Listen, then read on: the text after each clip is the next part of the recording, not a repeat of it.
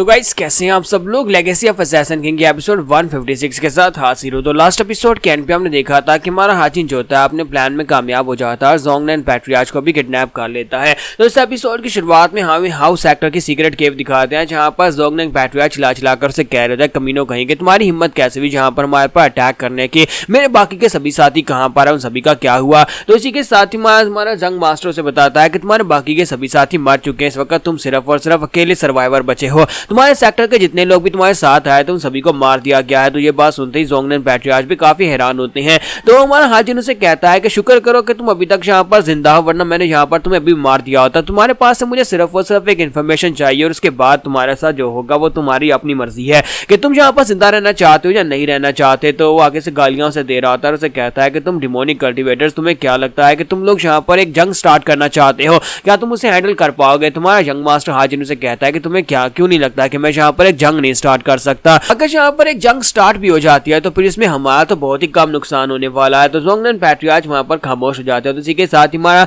हाजिन उसे कहता है कि चुपचाप यहाँ पर मेरे सवाल का जवाब दो, अगर तुम जिंदा रहना चाहते हो। अगर तुम मेरे सवाल का जवाब नहीं दोगे तो फिर मैं तुम्हें अभी यहीं पर मार डालूंगा। जबकि ज़ोंगनान पैट्रियार्च लाकर उसे कहता है कि अपनी बकवास बंद करो, मैं यहाँ पर तुम्हें किसी सवाल का जवाब नहीं दूंगा। तो हमारा हाजिन उसी के साथ ही अपनी पावर्स को रिलीज करता है और उसके ऊपर प्रेशर डालता और कहता है इसका मतलब यह है कि तुम मरना चाहते हो। अगर तुम मरना चाहते हो तो फिर ठीक है, मैं तुम्हें मार डालता हूँ, मेरे सवाल का जवाब मत देना, मैं बस एक ही बार तुमसे सवाल पूछूंगा। और इसी के साथ ही हमारा हाजिन जो होता है उससे पूछता है कि जल्दी से बताओ कि तुमने जहां पर ओल्डर जनरेशन के जितने एल्डर्स थे उन सभी लोगों को कहां पर कैद करके रखा हुआ है और उसकी चाबी कहां पर है। क्योंकि हमारे हाजिन को ये तो पता होता है कि ओल्डर जनरेशन के एल्डर्स को कहां पर ट्रैप किया गया है, लेकिन उसे ये नहीं पता होता कि उसकी चाबी क्या है, उस केव को किस तरह से ओपन किया जाता है। तो ये बात सुनने के बाद ज़ोंगनान पैट्रियार्च को भी झटका लगता है, क्योंकि ये इन्फॉर्मेशन तो किसी अंदर वाले बंदे के पास ही हो सकती है। तो हमारा हाजिन उसे कहता है कि क्या तुम चाहते हो कि मैं दोबारा तुमसे यहाँ पर सवाल पूछूं। तो वो उसे कहता है कि तुम्हें इस बार में कैसे पता चला। तुम्हारा हाजिन उसी की तलवार को उठा लेता है और उसे कहता है कि मैंने तुमसे कहा था कि मैं दोबारा सवाल नहीं पूछूंगा, तुमने अपने यहाँ पर फैसला कर लिया कि तुम मुझे नहीं बताओगे तो अब तुम्हें यहाँ पर मरना होगा।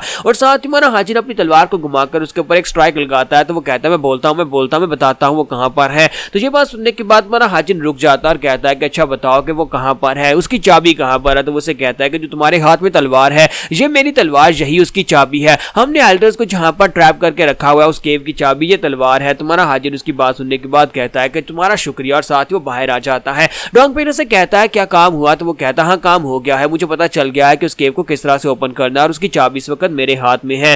तो डोंगपेन से कहता है कि राइटियस लोग तो कुछ ज्यादा ही कमीने हैं, उन लोगों ने अपने जितने भी उनके एल्डर्स हैं उन सभी लोगों को ट्रैप करके केव के अंदर बंद कर दिया हुआ है। और हमारे जो हीमनली डीमन पाथ के लोग हैं वो लोग भी इस तरह के घटिया काम नहीं करते कि अपने एल्डर्स को अपने आप को गद्दी पर बिठाने के लिए अपने एल्डर्स को किसी जेल के अंदर बंद कर दिया जाए। हमारा हाजिन उसे कहता है कि ये सब कुछ उस कमीने डैम सोयोंग की वजह से हुआ है, जो कि इस वक्त अलायंस का लीडर है। उसका दिमाग बहुत ज्यादा तेज चलता है, उसी ने यहाँ पर इन सभी एल्डर्स को ट्रैप करवाया था। तो इसी के साथ ही वो उससे पूछता है कि बताओ कि तुम्हारी रिकवरी कैसी है, क्या तुमने हील कर लिया। और साथ ही वो उसे बताता है कि हाँ मैंने यहाँ पर काफी हद तक हील कर लिया है, बस यहाँ पर कुछ ही इंजरीज बची हैं। और साथ ही हाजिन भी सोच रहा होता है कि वाकई में इसका रिकवरी पीरियड तो काफी ज्यादा तेज है। हालांकि फिलहाल के लिए हिमालय डीमन पाथ से बहुत ज्यादा दूर है, लेकिन जब यहाँ पर डिमोनिक पीक पर पहुंच जाएगा तब यहाँ पर इसकी रिकवरी और भी ज्यादा तेज हो जाएगी। लेकिन 10 दिनों में यहाँ पर इसने अपनी बॉडी की इतनी हैवी इंजरीज को इतनी आसानी के साथ यहाँ पर हील कर लिया, मैं इस बात से काफी ज्यादा इंप्रेस्ड हूँ। तो इसी के साथ ही हमारा हाजिन उसे कहता है कि अब मैं यहाँ पर से रेस्ट करने के लिए जा रहा हूँ। वो जंगल की तरफ चला जाता है। हमारा हाजिन जंगल में जाते वहां पर अभी भी हाउ फैक्शन के यंग मास्टर के बारे में सोच रहा था कि गोंग जाची ने उससे ये क्यों कहा कि मुझे अपनी आइडेंटिटी को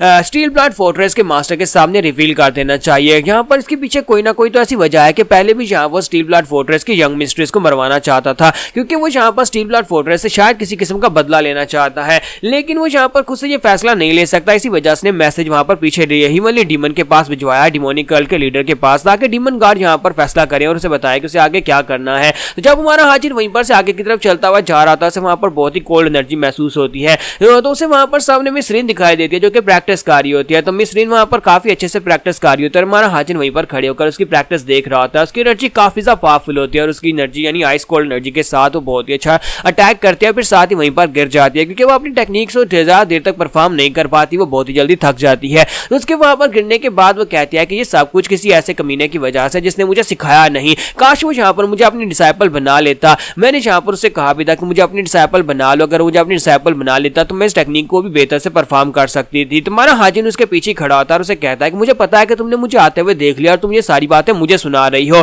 क्या तुम यहाँ पर मुझे बातें सुनाना बंद करो कि मुझे लगता है कि तुम अभी तक इस बात से नाराज हो। तो रीन उसे कहती है कि तुम कब यहाँ पर आए, मैंने तो तुम्हें देखा भी नहीं। तुम्हारा हाजिन उसे कहता है कि मैंने कहा कि नौटंकी बंद करो, तुम बस यहाँ पर ड्रामा कर रही हो। फिर साथ ही उसे कहती है कि तुम्हारा इस बात से कोई ताल्लुक नहीं है, जाओ यहाँ से। तुम्हारा हाजिन उसे कहता है कि मुझे लगता है कि तुम अभी तक यहाँ पर मुझसे नाराज हो, मैंने तुम्हें रिजेक्ट कर दिया, तुमने कहा था कि मुझे अपनी डिसाइपल बना लो और मैंने तुम्हें कहा कि मैं डिसाइपल्स नहीं रख सकता। तो वो उसे बात सुनने के बाद कहती है कि अब इस बात से क्या फर्क पड़ता है, मैंने जिंदगी में कभी किसी के सामने भीख नहीं मांगी और ना ही कभी किसी के सामने घुटने टेके, और तुम्हारे सामने मैंने घुटने टेक कर कहा था कि मुझे अपनी डिसाइपल बना लो, लेकिन तुमने फिर भी मुझे रिजेक्ट कर दिया। तुम्हारा हाजिन उसे कहता है कि जरा खुद ही सोचकर देखो, मैं तुम्हें अपनी डिसाइपल कैसे बना सकता हूं, जबकि मैं खुद यहाँ पर यंग मास्टर हूँ। अगर मैं कोई एल्डर होता या फिर मैं कल्ट लीडर होता तब यहाँ पर बात अलग थी, लेकिन मैं तुम्हें अपनी डिसाइपल नहीं बना सकता। और वैसे भी तुम्हारी जो अपनी आइस पैलेस की टेक्निक्स है वो काफी ज्यादा बेहतर है, फिर तुम्हें यहाँ पर मेरी आर्ट्स की क्यों जरूरत पड़ी है। हाजिन वहीं पर उसके पास ही बैठ जाता है, थोड़ी देर उसके साथ बात करता है, क्योंकि मिस रिंज होती है वहां पर उसके डिसाइपल बनना चाहते ताकि वो उसके पास उसके डिमोनिक बात की टेक्निक्स को सीख सके।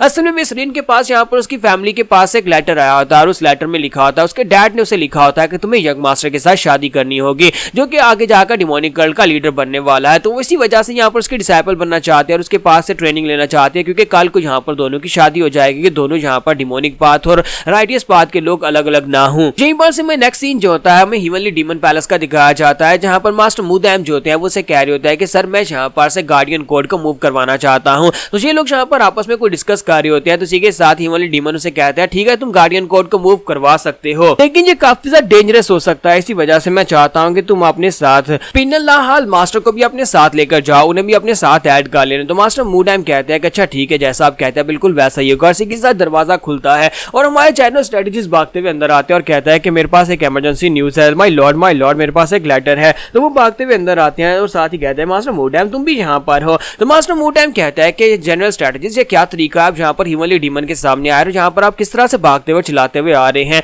तो वो उसे कहता है कि प्लीज माफ करना, ये एक बहुत ही अर्जेंट न्यूज है। और साथ ही वो लेटर ओपन करते हैं और कहता है कि जोंगजान की तरफ से हमारे पास एक लेटर आया है, यानी यंग मास्टर की तरफ से मैसेज आया है। तो वो पेपर उनके सामने करते हैं, तो हिवनली डीमन यानी डीमन गार्ड जो होते हैं उसके पास से पेपर अपने पास बुला लेते हैं और उस पेपर को पढ़ते हैं और साथ ही मुस्कुरा कर कहते हैं कि ये तो सियोर यांग की तरफ से है। साथ ही वो जनरल स्ट्रेटजिस्ट से कहता है कि तुम इस बारे में क्या सोचते हो। तो जनरल स्ट्रेटजिस्ट कहता है कि मुझे लगता है कि यहाँ पर उसे अपनी आइडेंटिटी को शो करवा देना चाहिए, क्योंकि गोंग जैची एक बहुत ही भरोसेमंद आदमी है। आपको इस बारे में क्या लगता है। तो वो उसे कहता है कि मुझे भी ऐसे ही लगता है कि गोंग जैची जो है वो एक भरोसेमंद इंसान है, उसने अभी तक अपने आप को साबित किया, अपने आप को वफादार साबित किया और उसने अभी तक जो भी फैसले लिए वो सारे के सारे ठीक ही थे। तो मुझे लगता है कि जिस तरह से वो गोंग जैची हमारे यंग मास्टर से कहता है कि यंग मास्टर को वैसे कर देना चाहिए। मास्टर मुदैम इस बात से काफी हैरान हो रहे होते हैं कि यहाँ पर यंग मास्टर की आइडेंटिटी को रिवील करने की बात हो रही है, क्या इतनी आसानी के साथ वो अपनी आइडेंटिटी किसी के सामने रिवील कर देंगे। तो जनरल स्ट्रेटजिस्ट कहते हैं कि मुझे लगता है कि इससे ज्यादा नुकसान तो नहीं होने वाला, लेकिन गोंग जैची यहाँ पर किसी न किसी मकसद के लिए काम कर रहा है। तो हिवनली डीमन उसे कहते हैं